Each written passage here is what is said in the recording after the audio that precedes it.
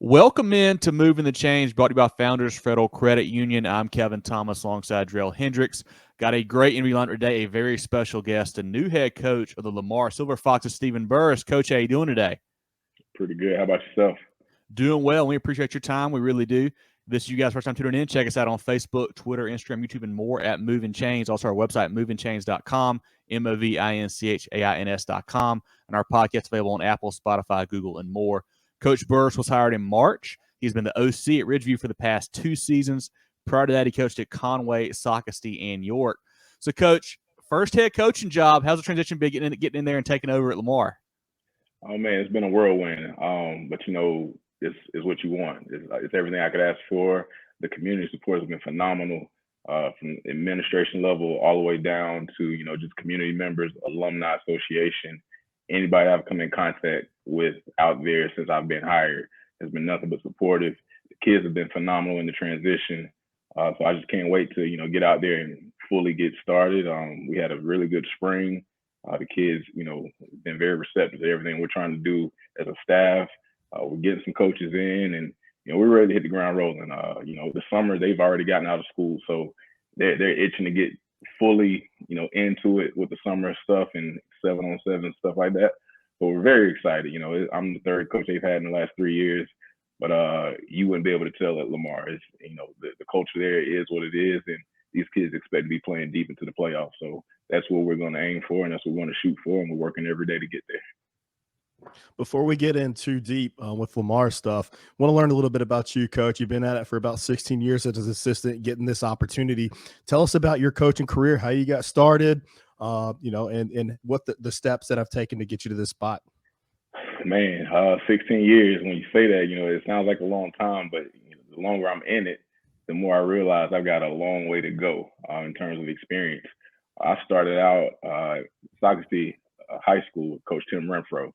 And originally my plan was just to teach and, see how things went as a teacher my first year and kind of get acclimated to what the things that came with that job and, take my time and get into the coaching thing. I knew I wanted to coach, but I just wasn't in a hurry to do it.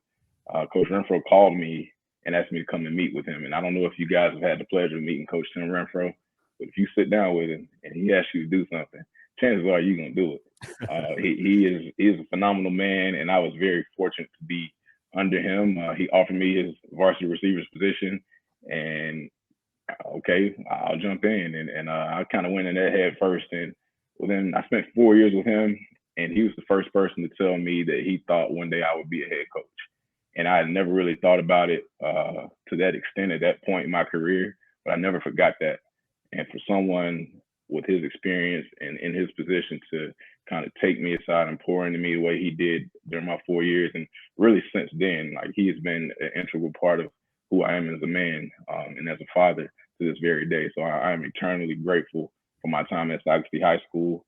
When that time ended, he helped me get my next job at Conway High School. I went and worked with Coach Chuck Jordan at Conway. I was his strength and conditioning coach and his running backs coach for a couple years there. Another great man who continues to pour into me. Spent 2 great years at Conway and learned a lot of football, learned a lot about just how to run a program and how to build relationships in the community and go about things the right way with Coach Jordan. Then my high school coach actually called me and said there was an opportunity up at York. And Coach Jimmy Wallace is a legend in the state. And when he calls, he's another one. He tells you he thinks it would be a good move for you. You listen. And so I headed up to York and I interviewed with Coach Bobby Carroll. And, I stayed at York for 3 years. We did some great things there, worked with some great guys, learned a lot of football. We played for a state championship in 2014, which is the first time they had done that in about 25, 30 years. I think 89 was the last year. 88 was the last year they played for a state championship.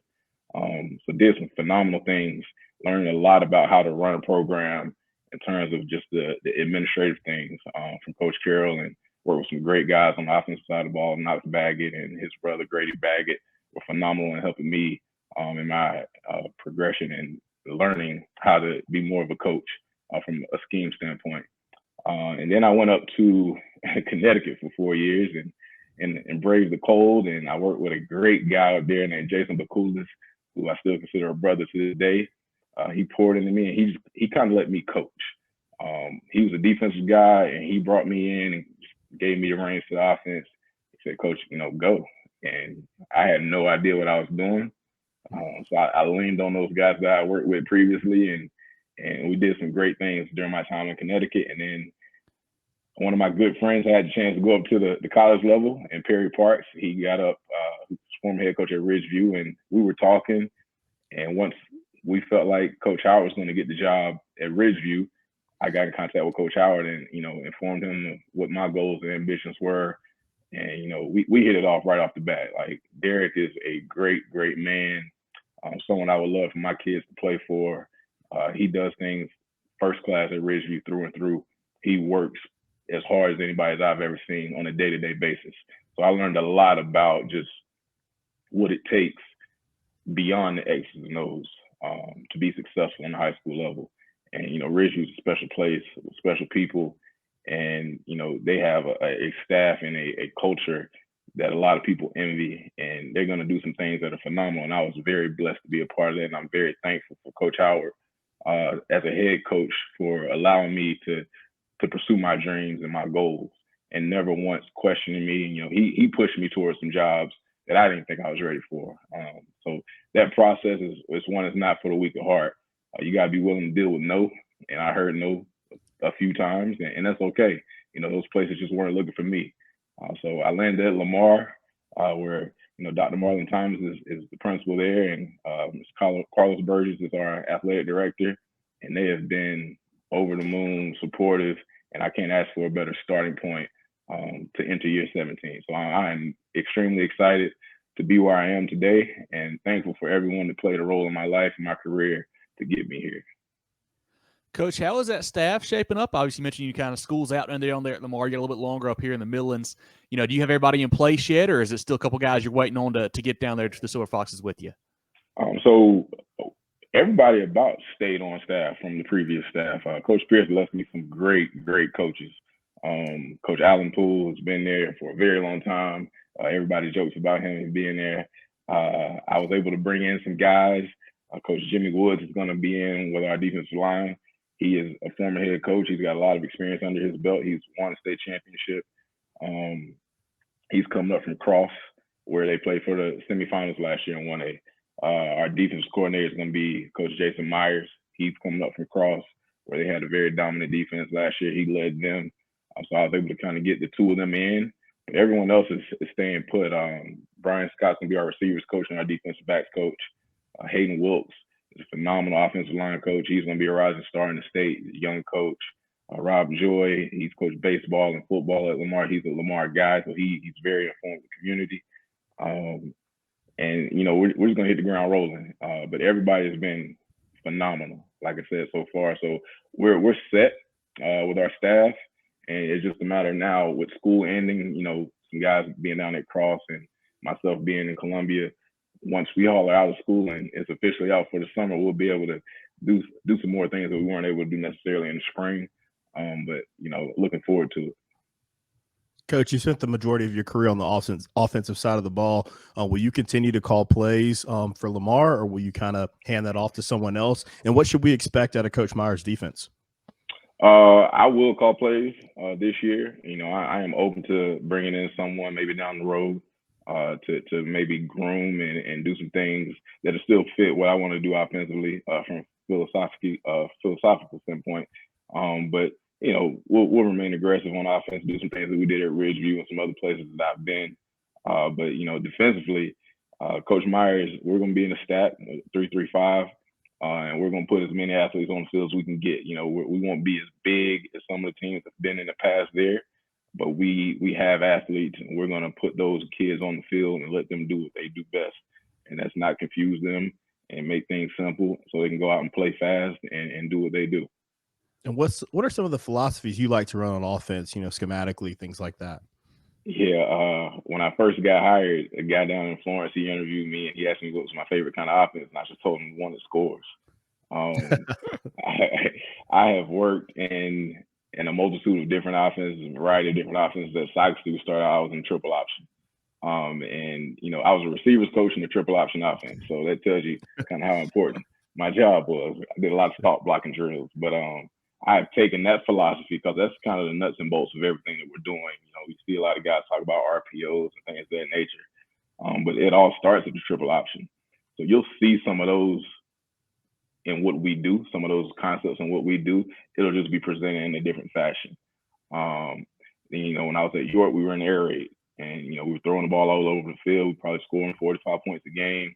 You know, I think we set school records in passing yards in the season, passing yards in a career for the quarterback at the time. Also, we'll run some of those concepts. So it's going to be kind of a mesh of a lot of those things. And at Ridgeview, you know, this past year, we had a 400-yard passing night. We had a 300-yard rushing night. We had a 200-yard receiver. We had a 200-yard running back. So I'm comfortable doing what we need to do to win. But we will be physical. We will run the football. And if you load the box and we got the athletes outside that allow us to spread it out, we'll do that too. So, you know, what it comes down to is making sure that we have 11 people on the field that can do what we need to do to get the ball across the goal line. Coach, you've had the pleasure of being around some, you know, legendary high school coaches, even back at Northwestern when Moose Wallace there, you mentioned, and, you know, Chuck Jordan and Coach Renfro. Who are some guys maybe outside of that you like to really watch, maybe at the college or pro level, and kind of pick things up from as well? And is there one of those guys that really has molded you more than the others, you feel like? And, you know, I watch the college game. I appreciate the college game, but I really spend a lot of my time trying to study the better high school coaches around. One that I've been building a relationship with over the last couple of years has been Darryl Page, who he won a state championship at Wilson. And we actually had a Zoom the other night for about an hour and some change, and we talked another 30 minutes when that Zoom call ended. But Coach Page has been pouring into me beyond what I deserve over the last couple of years, and I can't appreciate him more for what he's doing as an older coach, making sure that the next generation of coaches comes through and we're able to do things the right way, not only from a scheme standpoint, but just making sure we're taking care of kids and, you know, keeping the main thing. But, you know, college-wise, you know, everybody, the Lincoln Rileys of the world, you know, he kind of fits what I like to do schematically. But I love watching, you know, Paul Johnson when he was at Georgia Tech, and, you know, the triple option stuff again, something that I fought. If you talk to Coach Renfro right now, he'd tell you there was many meetings where I just come in as a young 22, 23-year-old coach and say, can we just throw the ball 10 times a week? You know, Coach, I think we could throw it. And, you know, they'd ask me, well, Coach, what do you want to throw? I don't care. Just throw it. But, you know, I learned a great deal from them. So now I'm able to appreciate the service academies and, you know, watching them and what they do. And because it takes a lot of great execution and precision to run that offense and do it on a high level.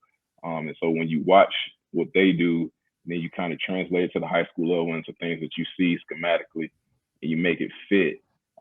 Those are things I really appreciate. Now, on the pro level, you know, when things, I heard Coach Fiddler say the other day that, you know, things are kind of even. Like there's, you know, everybody's got great athletes, everybody's got great talent. So the margins for errors are smaller.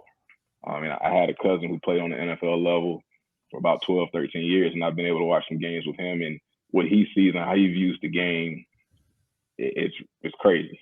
You know, he played with Troy Polamalu, and he talks about how those guys are able to see certain tendencies and how you line up and how you do this and how you do that. So taking that knowledge and his knowledge of the game and trying to narrow it down to what I can get a 14, 15, 16-year-old kid to do, you know, it's something I really enjoy. So when we get out to these clinics and I'm able to talk to guys that have been doing it at a high level and doing it better than I can ever imagine doing it, I just try to pick one thing from them. So it's not really one guy that I study necessarily. It's just, you know, how do you go about teaching this? How do you run a meeting? How do you, you know, get your kids to come on time? Like, what do you do to make the day-to-day functions go? Because, you know, when it's 11 on 11 and the lights are on, the kids are going to play. But how can I get them there, and how can I get them, you know, the attention to detail to be where I need it to be so they can play at the highest level possible? Well, Coach, you the name Paul Johnson instantly triggered some PTSD in me as a lifelong Clipper fan. So we need to move on from that. But I want to ask about your experience going to Norwich Free Academy up in Connecticut. You spent your time mostly in South Carolina. You played in South Carolina. You started coaching in South Carolina. What was that experience like, and how quickly did you want to come back home from that weather up there? Man, so I got up there. My fiance is originally from Connecticut. So, you know, we had reached a point in our relationship where we kind of had to make some decisions and make some moves. and I'm not afraid to take a risk. So, I jumped in, and up to Connecticut I went. And it's a little bit different up there. Down south, football is kind of what we do. That's our calling card. High school football is it brings the cows in, so to speak. But up there, it's still important. It's not as high of a priority, but there are very good coaches. They have to do a lot with a lot less. From a resources standpoint, they're still fielding 200 kids in the program or 100 kids in the program, whatever they have. The budgets are smaller. You might not have the practice facilities that are down here, or you're not going to have the practice facilities that are down here. They don't have, the classes and things that we have that we take for granted. So I really was able to learn how to make the most of what I have and be as efficient as possible. And so that time with Coach Bakulas and the program up there, I was able to bring in some of my ideas that we had, I've been a part of down here, and take them up there. And we were able to break the school record for, signing kids to go to school. My last year up there, right before the pandemic started, we got 13 kids recruited, and I think 8 or 9 of them signed to go play college ball, which was, outstanding. That's what we're in it for. And we, we won some games, and we broke some records and did some things of that nature too. But I'll always remember that place for being what it was and believing in me, and Coach McCool for giving me a shot. And he was another one that kind of poured in and said, when your time comes, you're gonna be good at this. So I'm trying to recruit him down here. He's got 3 sons. Nice. And Coach McCool is about 6'4", 230 pounds. He's a big guy. So if I can get his sons to come on down here, I'll be in good shape in about 15 years. Love it. So, Coach, you guys just wrapped up spring ball. I know it's always kind of tough at the 1A level because you got guys playing a bunch of other sports, but how did that go for you, and what were you able to learn about your team? So the things that, some first-year head coaches have to come in and do from a culture standpoint, that's the word everybody uses now. I didn't have to do. These kids know what work is. They expect to win. They were at practice. As soon as track ended, those kids came from the state track meet to football practice the next day, and I had to hold them out of the spring game. We tried to put one together, and we held off. We didn't go that first week of May because we still had baseball and track regionals winding up. So we stayed out of that just to kind of let those kids finish their season and see where we're going to stand with playoffs from that standpoint. But as soon as their seasons ended, they were coming by, hey, Coach, can I get my equipment? Or they text me, Coach, our season's over. I'm not going to qualify for the region meet or the state meet or whatever the case was. They were ready to go. So, we had good numbers. I was pleased with what we were able to do, getting things in. The transition to get coaches in there was another battle that we fought, but, we got through it. And like I said, the kids, they just went. So I was very pleased. We got out with, no injuries, and they worked. We went about 2 hours every day. I was making that drive in the afternoon, and the kids, all they know is work. They know what the expectations are. People get on the, you sure you want to take this job? And everybody wants to win. Not everybody has a realistic chance to do that. These kids grow up expecting to win. So I tell people, Lamar is a culture. It's not necessarily what the expectations are. It speaks for itself. The expectations are what they are. Lamar is the culture. Lamar is actually the standard. And, there's a handful of schools in this state that can claim what Lamar has been able to do over the last 20, 25 years. So I haven't had to necessarily babysit. We've been able to kind of push the intensity a little bit over the last week and a half, and they've responded. So I'm very pleased with what they've done and with the efforts that they're putting forward. Coach, the Silver Foxes graduated some big-time players like Quan Toney and Tyler McManus, but you guys seem to reload every single year. Who are some players that you identified in the spring that we should be on the lookout for in the fall? Kendall Walton is one of our offensive line prospects. He's a class of 25 guy. He has been getting some calls here lately. He's a big guy. His brother plays down at Coastal. So he'll be one to watch over the next 2 years. Very excited for what he brings from a size standpoint, just the physicality that he plays with. Hard-working kid, so he's got a very bright future. At quarterback, we'll have a rising sophomore, Zoe Pierce, who I'm very excited about. He's a very smart young man. He is taking everything in. He's kind of just hitting the ground running. And his attention to detail at such a young age, who I'm really impressed with. he's always asking to do a little bit extra after practice. From a receiver standpoint, we return Tavis Alford, which he played at a high level last year, played receiver and DB, and I expect for him to also be a high performer for us. We didn't have him in the spring because he was also a track guy, so he had to go, and I think he was in a long jump for the state track meet. But Travian McPhail is a guy at running back, and he'll play some safety for us. I look for him to make a big splash when things start rolling in the fall. And there's a host of other kids, like you said. Lamar it finds a way. It just continues to reload, and I'm trying to figure out how. Because when you look at the numbers, they got like 270 kids in the building, and they churn these kids out, and the kids they love it. And like I said before, there's not many places that can lay claim to the things that the school's been able to accomplish and this community has been able to accomplish. And I'm just blessed and happy and excited to be a part of it. Coach, you mentioned that. I mean, looking back at the Lamar history, you guys, you got all the Hamlins coming through. You got Levon Kirkland. I mean, just stud after stud after stud. And you mentioned one of the more storied programs in the state. Does that add any pressure, knowing the expectations are always to be lower state, upper state final, state championship winner? What does that add to your plate, really? I'm not going to say it adds pressure necessarily. I grew up in Rock Hill. I graduated from Good Northwestern. point. So I told them, I'm you.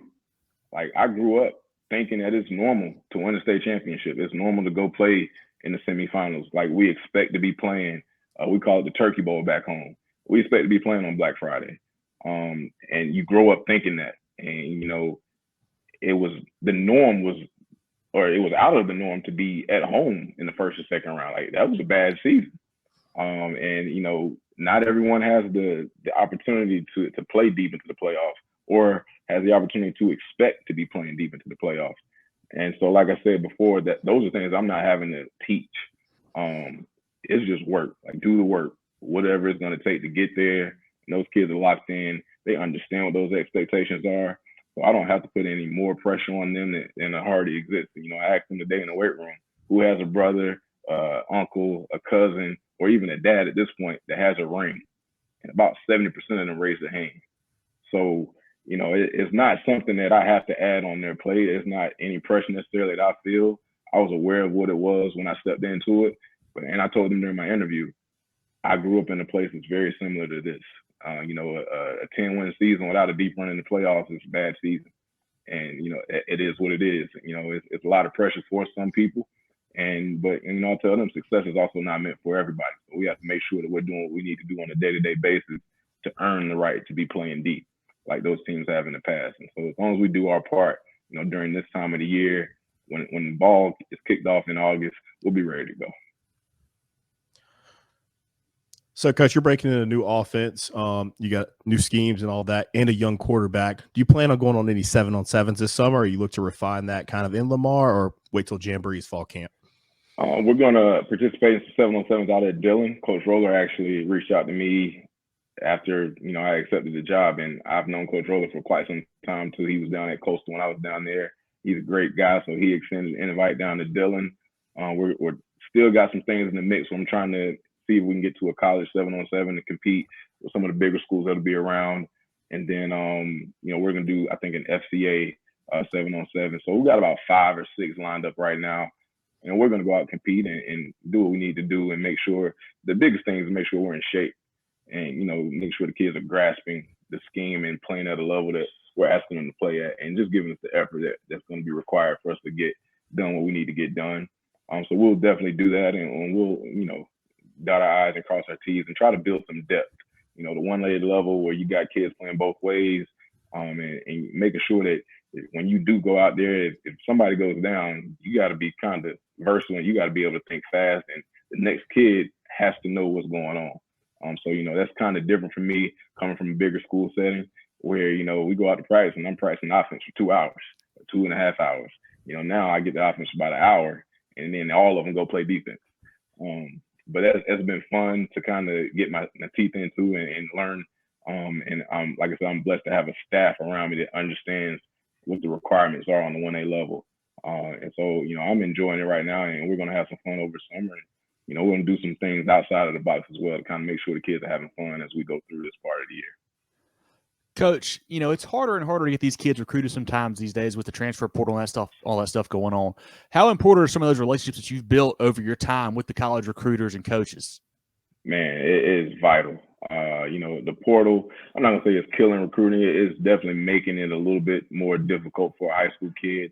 But I think what's kind of happening is a domino effect where, a kid that might be a fringe Power 5 kid or a fringe Group of 5 is now falling down to, the FCS level or even the Division II level. But that kid is maybe allowed or has the opportunity to play at an earlier stage than if he had gone to a Power 5 and maybe received a red shirt or, what have you.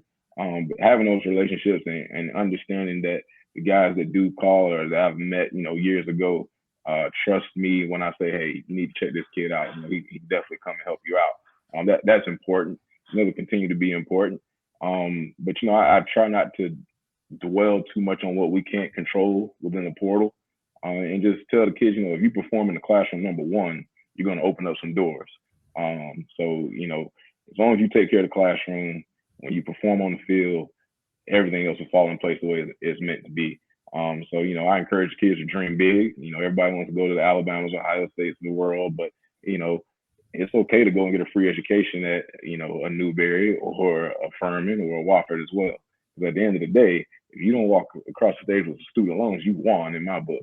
So just trying to keep them focused on the job that's at hand, and that classroom is a big part of that. So when those college coaches do come around and they're calling, when I can put out some good transcripts, then I start getting big. Like, oh, okay, coach. Like I look more into him because now he's got to weigh it against some guys that might be some fringe academic kids. So if we can kind of climb the totem pole, so to speak, in a different kind of manner, we'll do some outside of the box things, and we'll take it a day at a time. But it is what it is. The portal's crazy. It's not going to calm down anytime soon. It's a part of what we have to do. So, as long as we're building those relationships, like you said, I think the recruiting side, it takes care of itself.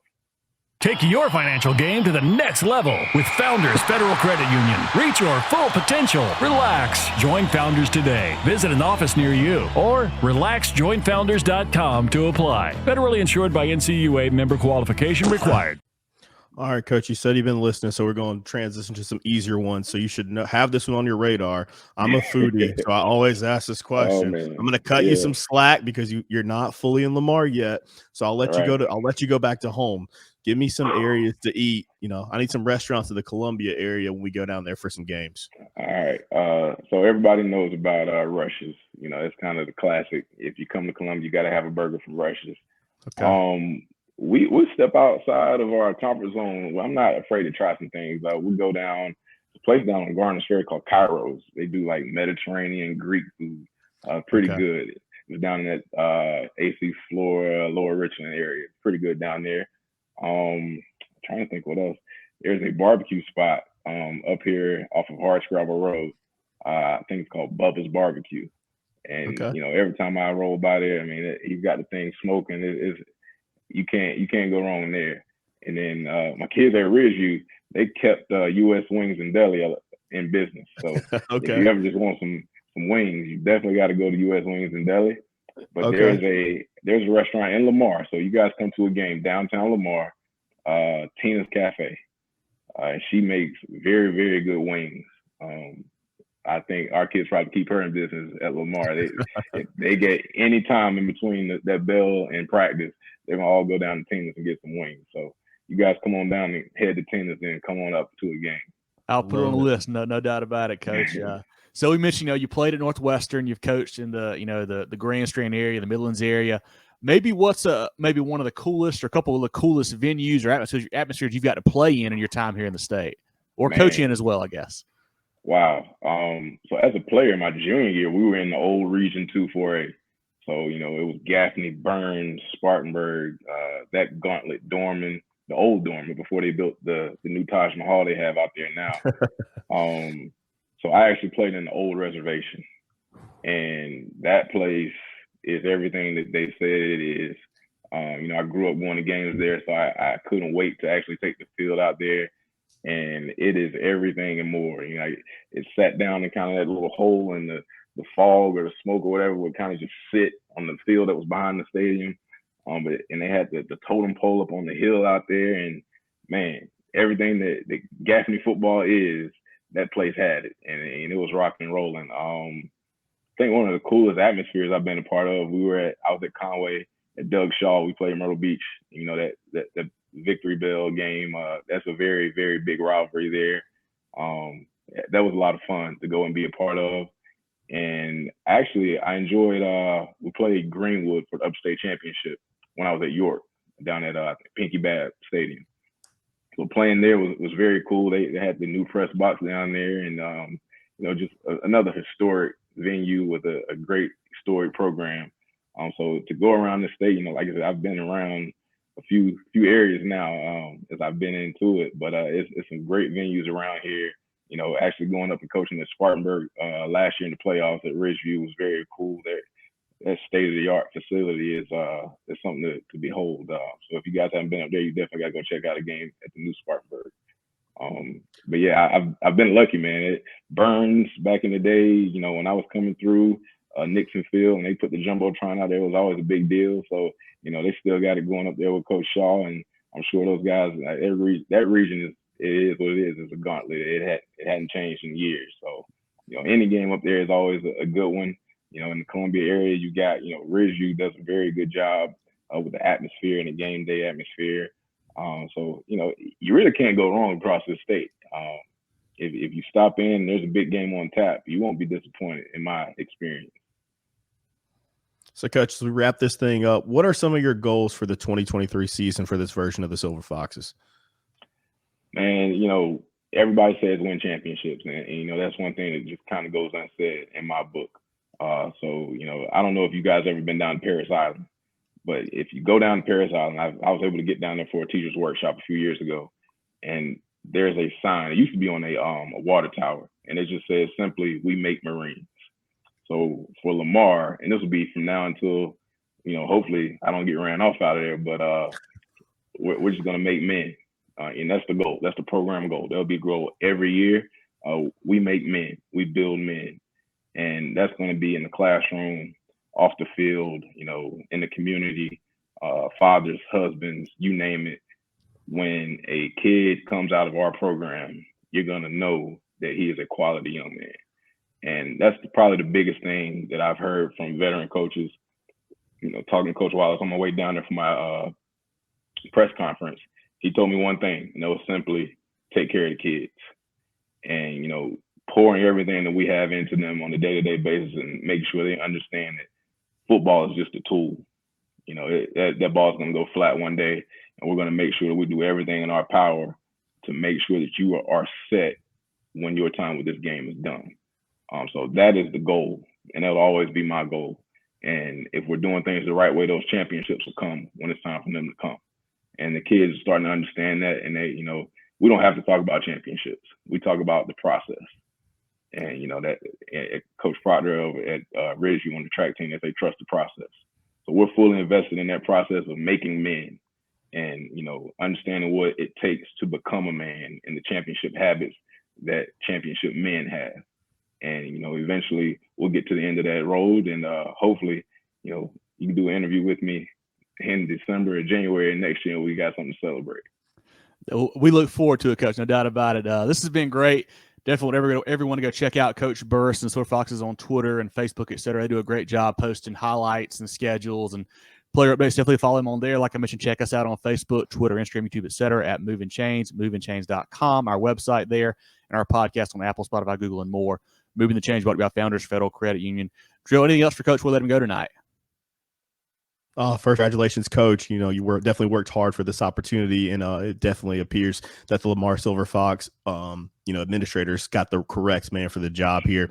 Looking forward to what you do as you begin your head coaching career. I know you're going to be great. Just thank you for the opportunity today to take some time with us and talk ball. It's great to hear your story, and really looking forward to the next chapters. I appreciate it. And make sure you guys put us on the list. Come down and visit the game this year. We'll do it, Coach. We'll swing by this summer and get to shake your hand and meet you in person. But I really enjoyed it, and best of luck this year, all right? All right, appreciate it.